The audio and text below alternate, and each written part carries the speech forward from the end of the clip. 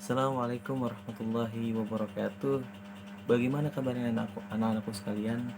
Semoga kalian dalam keadaan sehat walafiat ya hari ini. Nah, jadi apakah kalian sudah siap mengikuti pembelajaran hari ini? Kira-kira kalau udah siap, kita absen terlebih dahulu ya. Jadi absen ada di bawah. Sudah siap? Silakan siapkan alat tulisnya seperti pulpen dan buku tulis ya, agar nanti ketika ada yang ingin bertanya, silakan ditanyakan ya. Jadi ada yang tahu nggak kapan hijrahnya Nabi dan masyarakat Yasrib? Jadi sebelum dikuasai oleh masyarakat Arab Islam, penduduk Yasrib terdiri dari dua suku yang dominan, yaitu ada Arab dan Yahudi.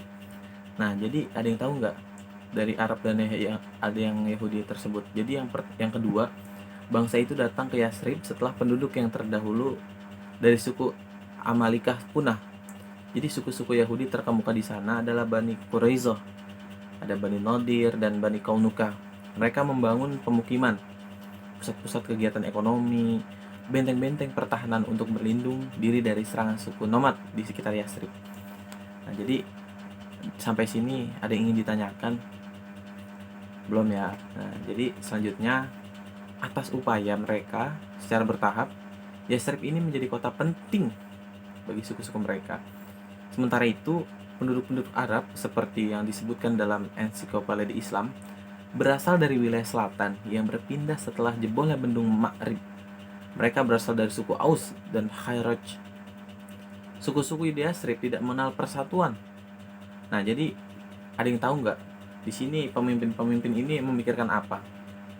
Nah, jadi pemimpin-pemimpin di sini memikirkan sukunya sendiri. Nah, ini mengakibatkan terjadi persaingan untuk memperoleh pengaruh yang besar di wilayah tersebut. Tidak jarang anak-anak terjadi ketegangan antara suku-suku itu, bahkan peperangan dari segi ekonomi dan politik. Masyarakat Yahudi Yasrib tergolong orang yang paling kuat. Tanah-tanahnya subur. Taimiyah, Fadak, Wadi Al-Qura berada di bawah kekuasaan mereka. Dari segi jumlah pun, masyarakat Yahudi lebih banyak daripada pada suku-suku Arab. Jadi, ada yang tahu nggak pada sekitar tahun berapa ketegangan antara suku-suku Arab? Silakan tunjuk tangan. Nah, jadi, kalau belum tahu di sini, pada sekitar tahun 100, pada sekitar tahun 610 hingga 620 Masehi.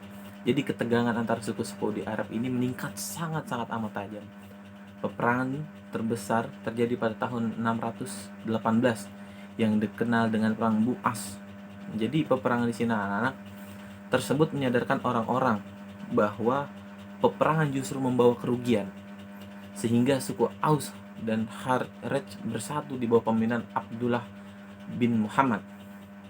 Pada tahun 621, sebanyak orang suku Khazraj dan 2 orang suku Aus menemui Nabi di Makkah dan menyatakan diri masuk Islam.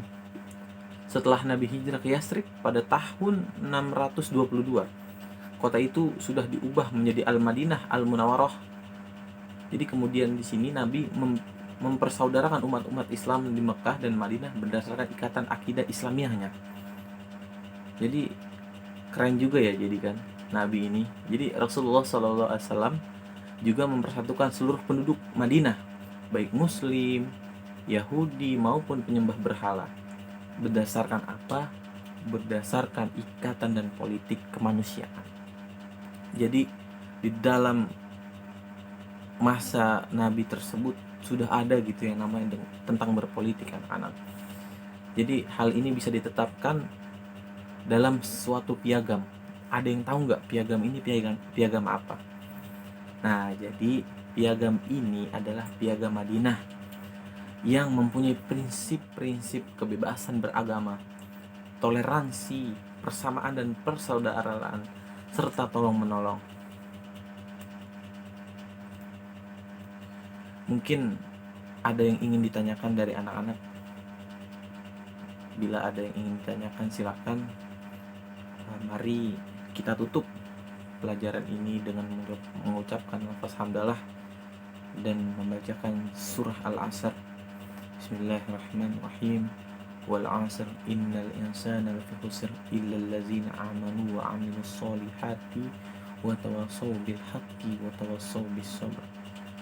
Sadaqallahul azim, sadaqallahul azim, sadaqallahul azim. Sekian dari Bapak. Bila ada kurang lebihnya mohon maaf. Nun wal qalam wa yasrun. Assalamualaikum warahmatullahi wabarakatuh.